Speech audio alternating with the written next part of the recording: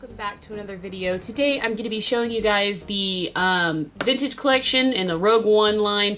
This is the Imperial Assault tank driver, who looks very cool. Also notably, we matched today. We got all like the same color.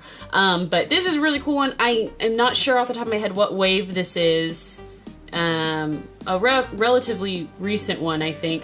But it's number 126 here in the corner. And I haven't actually seen this one around very often. So this one's like the Hovertank pilot, I think.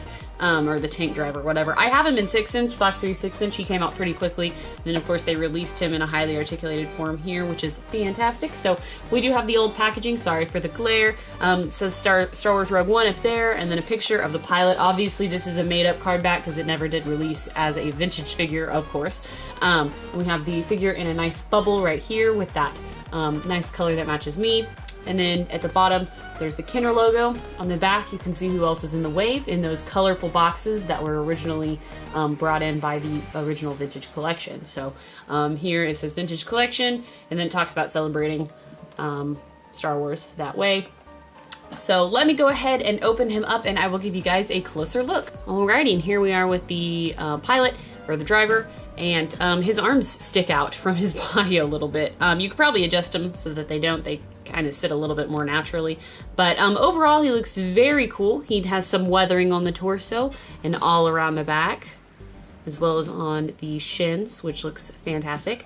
And then he's got some black right here. He doesn't have any like thigh protection, but he is a driver, so he probably needs better movement of his legs, having to sit down and stand up. And he overall looks really cool. I really like the design of this kind of stormtrooper. I really liked the Rogue One troopers that they brought in. I just thought that they were super, super cool looking. I really like the thin visor, and then the shape. It's reminiscent, but its own unique thing at the same time. So I think that it's very, very cool. On the back, we have a little bit of detailing. The paint on it is pretty clean, pretty plain in terms of color scheme. We just have white and black and then some dirty kind of brownish.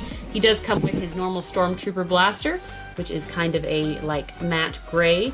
Nothing super crazy about this guy. And he fits well in the hand. The hands are sculpted to hold the blaster with the finger out so that it fits in the trigger guard, which is great, and it does have quite a bit of articulation, as all of the vintage collection does. So we have articulation in the head, the shoulders, the ankles, the elbows, the wrists, the torso. He's got an ab crunch. He's got it in the hips and the thighs, which is such a small one, you probably won't really use that. And then in the knees as well as the ankles. So overall, he's got the works. I think he looks fantastic. Pretty much enough said in my opinion about him. I hope he's not washed out on the camera. Sometimes the light is really bright coming in, so hopefully you can still see him pretty well. But I think he looks really, really good. Again, I really like the Rogue One troopers, and so I'm glad they brought this guy to the vintage collection, and he's gonna look great with his counterparts. So anyways, guys, let me know what you think about this figure in the comments below. And if you liked my video, please let me know as well. And stay tuned for more. I always have them coming, guys. Thank you. Bye.